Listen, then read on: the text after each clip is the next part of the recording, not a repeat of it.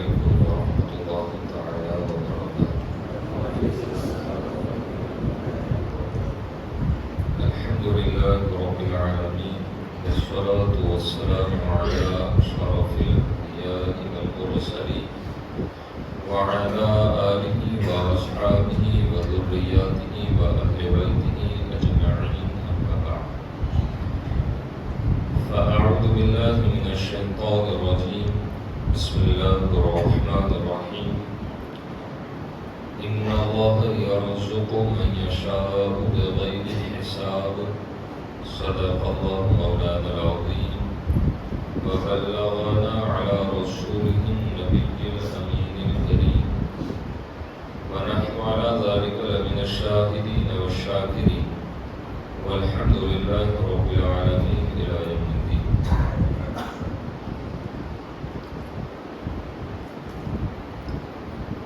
آیت مقدسہ کے متعلق کچھ باتیں عرض کرنے سے قبل انتہائی عقیدت و ادب و احترام کے ساتھ نبی کونین نور مجسم شفیع امم سید الانبیاء امام الانبیاء جان کائنات فخر کائنات محبوب پروردگار صلی اللہ تعالی علیہ وآلہ وسلم کی بارگاہ میں ادب و احترام کے ساتھ درود پاک پیش کریں. اللہم صل علی سیدنا مولانا محمد طب القلوب ودوائها وعافیت الابدان وشفائها ونور الابصار وضیائها وآلہ وصحبہ وبارک وسلم. صلاۃ و سلام علیک یا رسول اللہ صلی اللہ تعالی علیہ وسلم. سرورہ شاہ کریمہ دستگیرہ شرفہ حرمت روح پیمبر یک نظر کن سو امام غوث اعظم بمر بے سر و ساما مدد قبلۂ دل مدد کعبہ ما مدد قابل تم نعرہ غوث اعظم من زمن دمد شاہ احمد رضا خان قطب عالم من زمن.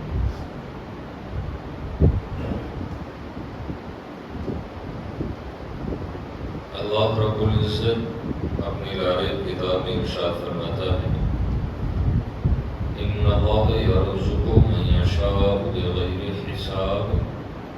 بے شک اللہ جسے چاہے بے حساب رزق عطا فرماتا ہے.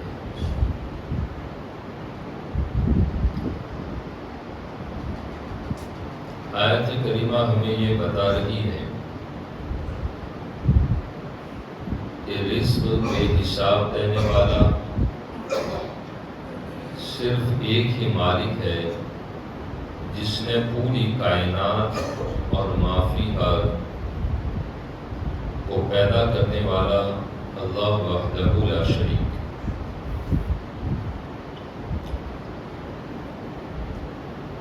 اس سلسلے میں اب ہمیں غور کرنا ہے کہ رزق کے معاملے میں ہم کتنا احتیاط کرتے ہیں. گزشتہ جمعہ بھی ہم نے ایک چیز آپ کے سامنے پیش کی تھی کہ رویہ اکثر و بیشتر لوگوں کا یہ بن چکا ہے کہ پیسہ ہو کیسا بھی ہو، مطلب کہ پیسہ آنا چاہیے چاہے پھر وہ کہیں سے بھی آئے. دولت کمانی ہے چاہے پھر وہ کسی بھی راستے کا انتخاب کرنا پڑے. لوگوں کے درمیان ہمیں امیری کی فہرست کے اندر اپنے بھی نام کو درج کروانا ہے، اب چاہے پھر کسی بھی طرح ہمیں کروانا پڑے. لیکن اس بمر کے اندر پھنسنے کے بعد انسان کا نکلنا بڑا مشکل ہوتا ہے، کیونکہ انسان کو لمبی امیدیں اور لالچ یہ تباہ و برباد کر دیتی ہے. جہاں پر انسان لمبے لمبے خواب اور لمبی لمبی امیدیں لگاتا ہے تو پھر اس کے پیچھے کچھ نہ کچھ وہ پلاننگ بھی کرتا ہے کہ اسے میں مکمل کیسے کروں گا۔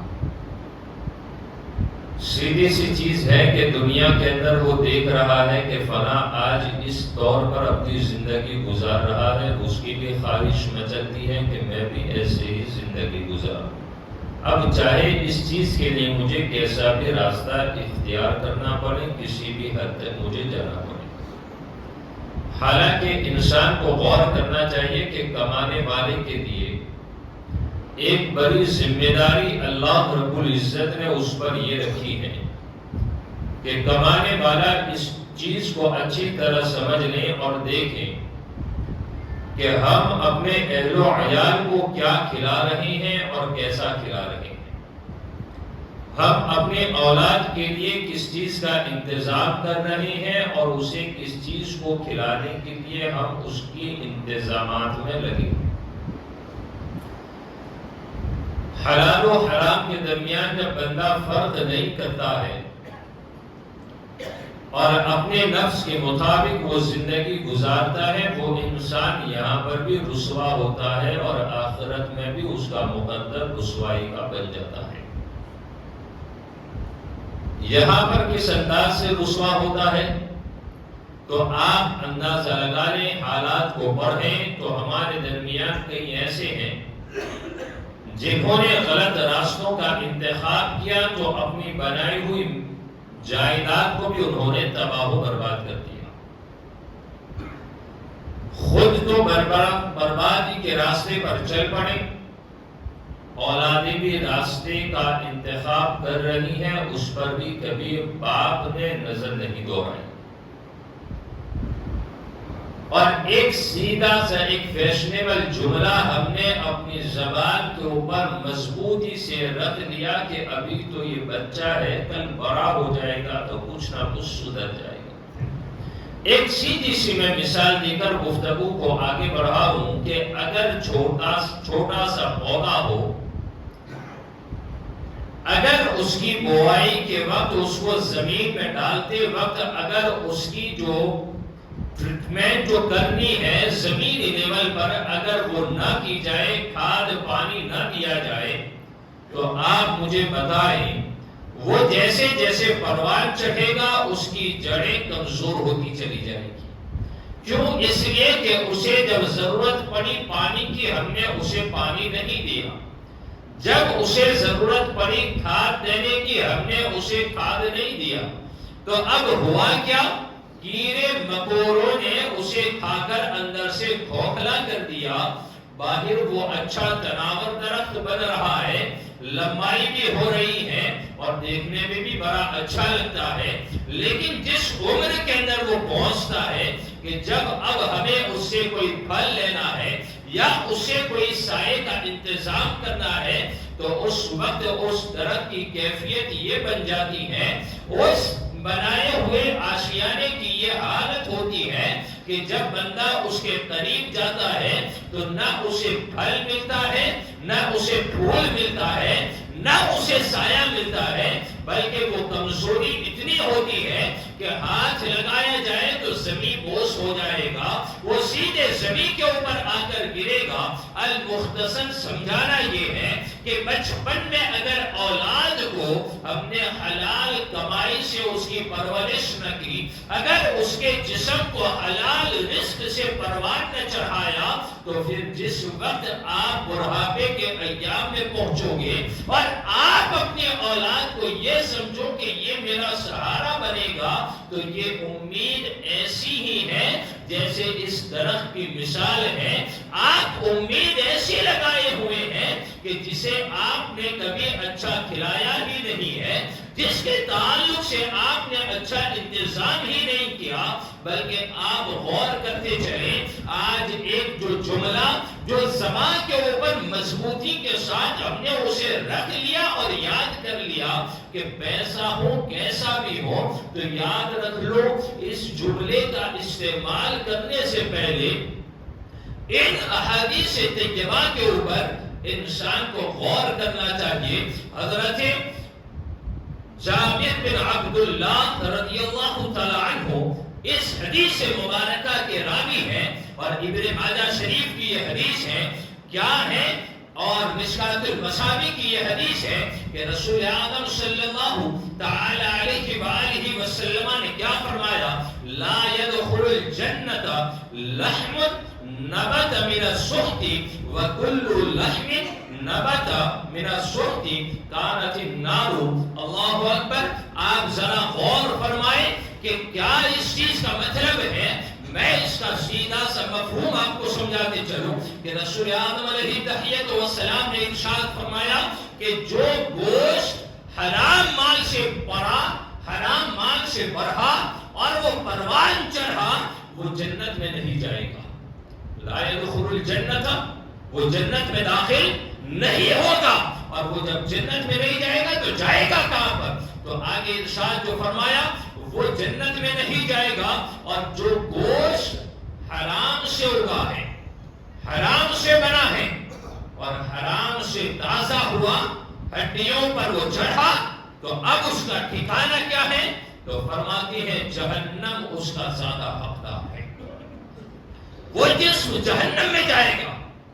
اب یہاں پر غور کریں آپ کہ جس تعلق سے ہم نے ایک فیشنیبل جملہ استعمال کر لیا کہ چاہے وہ کیسا بھی آئے، مطلب یہ کہ چاہے وہ حرام کے راستے سے آئے، چاہے وہ ملاوٹ والے راستے سے آئے، ہمیں اس کی کوئی فکر نہیں کرنی ہے.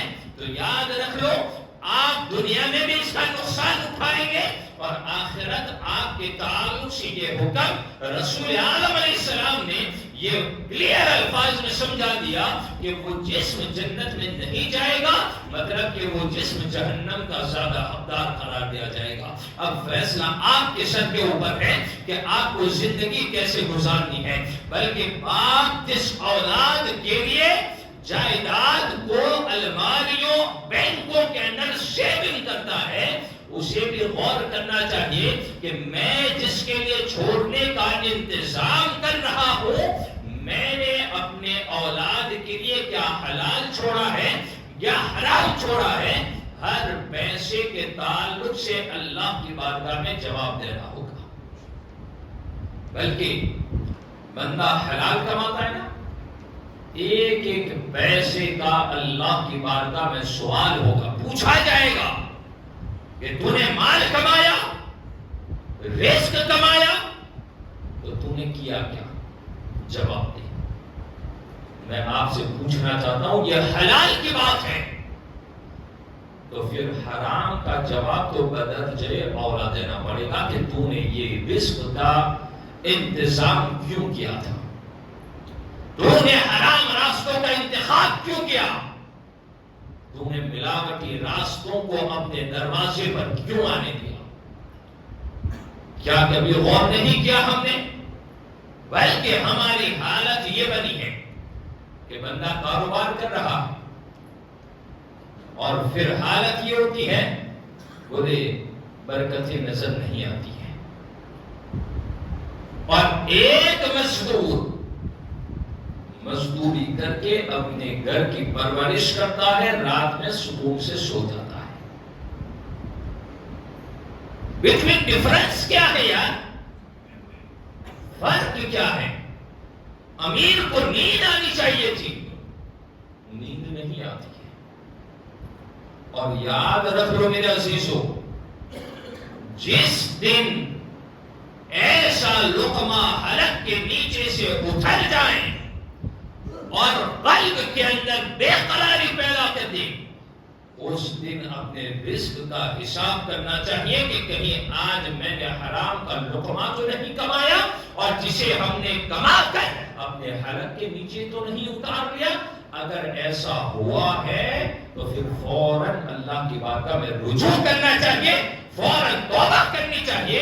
اور ایسی توبہ جس توبہ کے تعلق سے کلام پاک قرآن رشید میں مولا نے اعلان فرمایا یا ایھا الذین آمنوا توبوا الی اللہ توبۃ نصوحا، ایمان والو توبہ کرو. کیسی توبہ؟ اب اس توبہ کے تعلق سے مفسرین نے جو بات سمجھائی میں اس کا صرف ایک مفہوم سمجھاؤں. ایسی توبہ کہ بندہ اس گناہ کی طرف کبھی نظر بھی نہ اٹھائے، کبھی اس ملاوٹ والے رزق کی طرف قدم کو نہ بڑھائیں، کبھی ایسی کمائی کے تعلق سے وہ اپنے ذہن و فکر کے اندر پلاننگ بھی نہ کریں۔ اور پھر دوسری چیز، اگر ہم اپنی اولاد کے لیے کچھ چھوڑ رہے ہیں تو اس پر مجھے ایک چیز یاد آتی ہے بطور سمجھانے کہ میں اسے ایک مفکر کی ایک بات کو پیش کرتا ہوں، اس پر آپ پہ غور کر لیں۔ جب ایک بندہ اپنے گھر سے آفس کے لیے نکلا، کام کے لیے نکلا، اور اس بندے کو انگور بہت زیادہ پسند ہے، راستے میں دیکھا شاپ پر انگور موجود ہے، اس نے چند سکے سے چند پیسے سے انگور خریدا اور خریدنے کے بعد گھر لا کر رکھا کہ جب میں واپس آؤں گا دسترخوان پر یہ بھی ملے گا، کھانے کے بعد اسے میں استعمال کروں گا۔ توجہ کرنا ان الفاظ میں بہت گہری فکر ادا کی ہے۔ بیگ اٹھایا، آفس کی طرف نکل گیا، جب پلٹ کر دوپہر میں آیا کہ چلو اب میں گھر جا کر اپنی پسندیدہ چیز جو خریدی ہے کھانے کے بعد اسے بھی استعمال کر لوں گا، حال کیا ہے گھر والوں نے اسے کھا کر فنا کر دیا، کھا کر ہضم کر دیا۔ گھر والے جانتے ہیں کہ انہیں بہت پسند ہے، لیکن ایک دانہ تک نہ چھوڑا، کھا کر ہاتھ سے نیچے اتار دیا۔ بندے کے ذہن و فکر کے اندر ایک بات ابھرتی ہے کہ جو گھر کی اولاد، اہل و عیال، جس نے میری پسندیدہ چیز کا ایک دانہ تک نہ رہنے دیا میری حیاتی کے اندر، تو وہ میرے مرنے کے بعد میرے لیے کیا انتظام کر سکتی ہے؟ فوراً اپنے کام کاج سے پلٹ کر وہ جائیداد کو لے کر نکلتا ہے، مسجد کی کھدائی کہ کچھ اپنے لیے اب آخرت کا انتظام کر لوں، کیونکہ ان پر تو اب اعتماد نہیں کیا جا سکتا ہے۔ میں یہ سمجھانا چاہتا ہوں کہ ہم نے بھی اپنی کمائی سے آخرت کے لیے کیا انتظام کیا ہے؟ کیا ہم نے حلال رزق کی طرف اپنی رغبتوں کو بڑھایا؟ ہم نے تو صرف ایک ہی چیز فارمولے کے طور پر اپنا لی ہے، پیسہ آنا چاہیے، پھر کہیں سے بھی آنا چاہیے۔ کیا اس کی نحوست ہے؟ کیا حرام کی ملاوٹ کیا کبھی تمہارے دل کو سکون دے سکتی ہے؟ کیا چین دے سکتی ہے؟ ہم اس ببر کے اندر اتنا پھنس چکے ہیں کہ ہم یہ سمجھتے ہیں کہ میرے پاس کچھ بچ جائے گا تو پھر آگے کچھ کام آئے گا، تاکہ مجھے فقیری کا ہاتھ لوگوں کے در پر نہ پھیلانا پڑے۔ ٹھیک ہے، لیکن میں ایک چیز پوچھنا چاہتا ہوں، سب سے عقل مند انسان کو اور سب سے امیر انسان کون، جو میں اپنے نظریے کو پیش کرتا ہوں؟ جانتے ہو سب سے امیر انسان کون؟ دولت والا؟ میں اسے ایک طرف رکھتا ہوں۔ زیادہ بلڈنگیں والا؟ اسے بھی سیکنڈ نمبر پر رکھیں۔ زیادہ شہرت والا؟ زیادہ منصب والا؟ بڑے اقتدار پر بیٹھنے والا؟ میں کہتا ہوں میرے عزیز، سب سے اچھا اور امیر وہ ہے کہ اللہ وحدہ لا شریک اسے جس حال میں رزق عطا فرمائے اور وہ شکر کر کے زندگی گزارتا رہے، اور اللہ اسے اپنے بندوں کے سامنے دستے فقیری لے کر کبھی بھی نہ اسے ٹھوکریں کھانے دے، وہ انسان امیر کہلاتا ہے۔ کیوں؟ اس لیے کہ جس کا حال، جس کے گزارے کا انتظام اسی کے توکل پر رہے، تو پھر وہ بندہ کسی کے گھر کا بھکاری کبھی نہیں بن سکتا۔ ہم نے سوچا کہ مال کہیں سے بھی آ جائے، تو میں حدیث مبارکہ اس پر سنن ترمذی کے اندر اس حدیث کو صاحب ترمذی نے اس کو لکھا ہے. حضرت رفاعہ بن رافع رضی اللہ تعالی عنہ سے یہ حدیث مروی ہے. نبی کریم صلی اللہ تعالی علیہ وآلہ وسلم عیدگاہ کی طرف نکلے. وہ فرماتے میں بھی ساتھ میں تھا. توجہ کرنا، آج ہم جمعہ کے دن نکلتے ہیں، اکثر ماں باپ کا حال یہ ہے کہ اولادوں کو دیکھتی ہے کہ وہ باہر ٹھٹھا بازی کر رہی ہیں. اور ایک بات سنیں آپ کہ ابھی بھی آپ پر اللہ کی نظر رحمت ہے کہ وہ آپ کو اندر آنے دے رہا ہے. یہ مت سوچنا کہ 2 رکعت میں پڑھ کے بھاگ جاؤ، یہ میرا کمال ہے. نہیں، یہ تیرا کوئی کمال نہیں ہے، بلکہ اللہ ابھی تمہیں مہلت دے رہا ہے کہ بندو توبہ کر لو، چلے آؤ.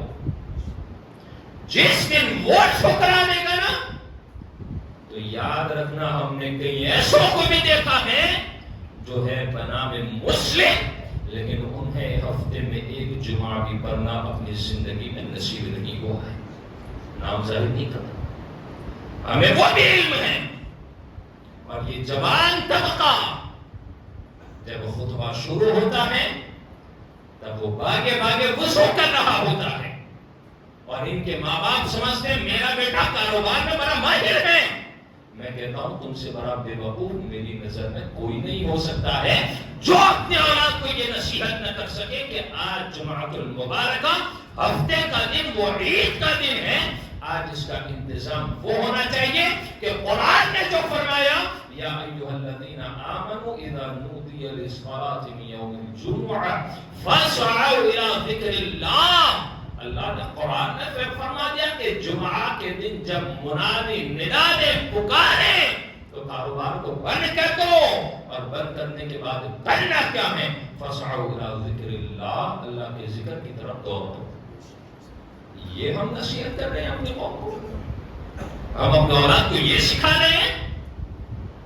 بلکہ حال تو یہ ہے اس قوم کا بڑی معذرت کے ساتھ جو 10 مرتبہ پیشاب خانے میں پیشاب کرے گی، لیکن انہیں توفیق نہیں ہے کہ آ کر نماز بھی پڑھ لیں. یہ بڑی مجبوری میں جملوں کا استعمال کر رہا ہوں، میرا کوئی یہ رول نہیں ہے کہ میں کسی پر اٹیک کر رہا ہوں، برائے اصلاح یہ جملے پیش کر رہا ہوں، یہ درد پیش کر رہا ہوں. کیا مسجد برائے باخانہ ہے؟ مسجد برائے بول و براز ہے؟ مسجد برائے تعام ہے؟ اتنی بھی عقل و ہوش کھو بیٹھے کہ ہم نے اسے پاخانے کے لیے استعمال کرنا شروع کر دیا، اپنے حاجات کے لیے. کیا کبھی توفیق نہیں ہوئی کہ وحدہ لا شریک کے گھر کے اندر جب اذان ہم سن رہے ہیں تو جس طرح اپنی حاجت پوری کرنے جا رہے ہو نا، تو اپنی روح کو پاکیزہ کرنے کے لیے اللہ کی بارگاہ میں سر بسجود ہونے کے لیے بھی چلا آؤ، تب جا کر ذہن کھلے گا. جانتے ہیں رسول آدم علیہ السلام جب عیدگاہ کی طرف نکلے، حضرت ابن رافع فرماتے ہیں میں ساتھ میں تھا، اور رسول آدم علیہ السلام نے راستے میں دیکھا لوگ خرید و فروخت کر رہے ہیں، سیلنگ کر رہے ہیں، پرچیز کر رہے ہیں، بیچ رہے ہیں، خرید رہے ہیں. تو آقا کائنات علیہ السلام نے فرمایا اے تاجروں کے گروہ، اے بزنس کرنے والے لوگوں. تو تمام کے تمام رسول آدم علیہ السلام کی آواز کو سن کر جواب دے کر اپنی گردنیں اٹھائی چکا. آقا کائنات علیہ السلام اب جو جملے ارشاد فرماتے ہیں، رسول آدم علیہ السلام جب ارشاد فرماتے کیا فرمایا؟ آقا فرماتے بے شک تاجر قیامت کے دن جھوٹے اٹھائے جائیں گے. بے شک تاجر قیامت کے دن جھوٹے اٹھائے جائیں گے. آگے ارشاد فرمایا مگر وہ جو اللہ تعالی سے ڈریں، نیکیاں کریں اور سچ بولیں، وہ ایسے نہیں ہوں گے. مطلب کیا؟ جو اللہ سے ڈر کر تجارت کرتا ہوگا، جو نیکیوں کی طرف بڑھ رہا ہوگا، جو اپنی تجارت میں سچائی سے کام لیتا ہوگا، وہ جھوٹا نہیں اٹھایا جائے گا، بلکہ ایسے تاجروں کے تعلق سے احادیث نبویہ میں ذکر کیا گیا کہ وہ صدیقین کے ساتھ اٹھایا جائے گا، صدیقوں کے ساتھ اس کا حشر ہوگا۔ دونوں باتوں کو ذہن میں رکھیں۔ اب آخری حدیث اس پر میں پیش کروں۔ ہم کیا کرتے ہیں کہ ملاوٹ ہو کہیں سے بھی آئے اور پھر بڑا آسان سے ایک فارمولا بولے، جھوٹ نہیں بولیں گے نا تو تجارت نہیں ہوگی، گراہک کہیں اور چلا جائے گا، کوئی اور اس طرح اسکیم دے کر وہ اپنا گھر ملا بنا لے گا۔ میں کہتا ہوں یہی جملے تمہارے ناتوکلی کے شمار کیے جاتے ہیں کہ تمہیں اللہ پر بھروسہ ہی نہیں ہے۔ جس رب نے یہ اعلان کیا ان اللہ یرزق من یشاء بغیر حساب، بے شک بے حساب جسے بھی رزق دے، وہ دینے والا کون ہے؟ وہ صرف اللہ ہے، وہ دینے والا ہے۔ بندے کی قدرت و طاقت نہیں ہے کہ تجھے آ کر دے جائے۔ اور اگر اس کا اور آسان سا مطلب میں سمجھاؤں تو پھر حدیث مبارکہ پر آپ دیکھیں، صحیح مسلم شریف کی حدیث ہے، حضرت ابو ذر غفاری رضی اللہ تعالیٰ عنہ اس حدیث کے راوی ہیں کہ رسول اعظم صلی اللہ تعالیٰ علیہ وآلہ وسلم جو فرماتے ہیں کہ قیامت کے دن اللہ تبارک و تعالیٰ 3 قسم کے لوگوں سے کلام نہیں فرمائے گا، 3 قسم کے لوگوں سے بات جو نہ کرے گا۔ اور وہ قیامت کا منظر، نفسی کا عالم، اس کی رحمت کے سوا جہاں پر کوئی پرسان حال نہ ہوگا، وہ کلام نہ کرے گا۔ 3 قسم کے لوگوں سے وہ کون ہوں گے؟ اب توجہ کرنے اس پر۔ اور ساتھ میں فرمایا کلام تو کلام، لا یکلمہم اللہ یوم القیامت ولا ینظر الیہم ولا یزکیہم، فرمایا کہتے ہیں کہ ان کی طرف نظر رحمت بھی نہیں فرمائے گا۔ اور پھر آگے فرمایا نظر رحمت نہ فرمائے گا، اور پھر آگے فرمایا ولا یزکیہم، انہیں اپنے گناہوں سے پاک بھی نہ فرمائے گا۔ وَلَهُمْ عَذَابٌ أَلِيمٌ، فرماتے ہیں کہ ان کے لیے دردناک عذاب ہے۔ قال فقرأها رسول اللہ صلی اللہ علیہ وسلم 3 مرات، فرمایا رسول پاک علیہ السلام نے ایسا 3 مرتبہ فرمایا۔ کتنی مرتبہ؟ 3 مرتبہ ارشاد فرمایا۔ اور پھر آگے حضرت ابو ذر رضی اللہ تعالیٰ عنہ نے فرمایا کہ خائب اور خاسر نقصان اٹھائیں۔ اور یا رسول اللہ صلی اللہ علیہ وسلم وہ کون لوگ ہیں؟ تو حضور پاک علیہ السلام نے ارشاد فرمایا کہ ٹخنے سے نیچے ازار لٹکانے والا،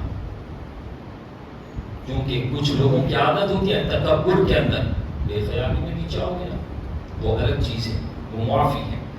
ٹخنے سے نیچے تکبر کے طور پر گھسیٹ کر زمین پر چڑھیں، فرمایا ایسے کے تعلق سے حدیث مبارکہ میں اللہ کے حبیب نے فرمایا اللہ اس کی ذات نہ کلام فرمائے گا، نہ نظر رحمت فرمائے گا، نہ اسے گناہوں سے پاک فرمائے گا۔ آگے فرمایا احسان جتلانے والا، کسی پر کچھ احسان کیا اور پھر 10 لوگوں میں احسان جتلائیں، میں نے نہ کیا ہوتا تو تیرا کیا ہوتا، احسان جتلانے والا۔ آگے فرمایا اور جھوٹی قسمیں کھا کر مال بیچنے والا۔ ہم کیا کرتے ہیں؟ جھوٹی قسم، بس مال آنا چاہیے کہیں سے بھی کیسا بھی۔ اب ہمیں سیل کرنا ہے، چاہے جھوٹی قسم کھانی پڑے، چاہے کچھ بھی کرنا پڑے، مال میری ہی دکان سے بکنا چاہیے۔ جھوٹی قسمیں کھانے والے کے تعلق سے بھی فرمایا اللہ ان سے کلام نہ کرے گا، نظر رحمت بھی نہ فرمائے گا، اور پھر گناہوں سے پاک بھی نہیں فرمائے گا۔ اب یہاں پر غور کریے کہ جس دن نفسی کا عالم ہوگا، جہاں پر باپ بیٹے سے، بیٹا باپ سے، ماں بیٹے سے، ماں بیٹے سے دور بھاگ رہے ہوتے، اس وقت اگر اللہ رب العزت نظر رحمت نہ فرمائے، تو پھر میں پوچھنا چاہتا ہوں یہاں کی زندگی تو یار کیسے بھی سوکھی گیلی کچھ نہ کچھ تو کر کے کٹ ہی جائے گی، لیکن وہاں کا جو اصل جو گھر ہے وہ ہم یہاں پر تباہی کا سامان پیدا کر کے اسے برباد کرنے پر تلے پڑے۔ اور صرف یہی نہیں بلکہ ابن ماجہ شریف کی جو حدیث ہے رسول پاک علیہ السلام نے جو ارشاد فرمایا کہ جس نے عیب والی چیز بیچی، جس کے اندر کوئی نقصان ہے، کوئی عیب ہے، اور اسے سیل کر دیا اور اس کو ظاہر نہیں کیا کہ اس میں ایسا عیب ہے، اس کی میں کم قیمت لگا لیتا ہوں، اگر تمہیں پسند ہو تو لے لو، ظاہر نہیں کیا اور اسے ایسے ہی سیل کر دیا، بیچ دیا، تو آقا فرماتے ہیں وہ ہمیشہ اللہ کی ناراضگی میں ہے، یعنی اللہ ایسے سے ہمیشہ ناراض۔ اور پھر فرمایا اور ہمیشہ فرشتے اس پر لعنت کرتے ہیں۔ میں پوچھنا چاہتا ہوں ساتھیوں، یہ زندگی تو کچھ نہ کچھ کیسے بھی کر کے کٹ جائے گی، لیکن رب ناراض ہو جائے، فرشتوں کی لعنت برسے، وہ کام ہمیں کرنے کی ضرورت نہیں ہے۔ ہمیں اپنی زندگی کو اس انداز سے گزارنا ہے، کاروبار بھی اس انداز سے کرنا ہے کہ اللہ اور اس کا حبیب راضی ہو جائے۔ جھوٹی قسمیں کھا کے مال بیچنا یہ کوئی واجب و ضروری نہیں ہے، بلکہ گناہ ہے، گناہ۔ اور اس طرح اگر برکتیں چاہیں گے تو برکتیں نہ ملے گی۔ میں انشاءاللہ اس پر رسول پاک علیہ السلام کی تجارت کا ایک انمول طریقہ آپ کے سامنے پیش کروں گا۔ اللہ رب العزت اس پر مجھے آپ کو عمل کی توفیق عطا فرمائے۔ دوران گفتگو عمادن سہل لفظ معنی خطا ہوئی ہوں، اللہ کریم خطاؤں کو معاف فرمائے۔ توبہ کرنا، استغفر اللہ ربی من کل ذنب واتوب الیہ، وما توفیقی الا باللہ۔ السلام علیکم ورحمۃ اللہ وبرکاتہ۔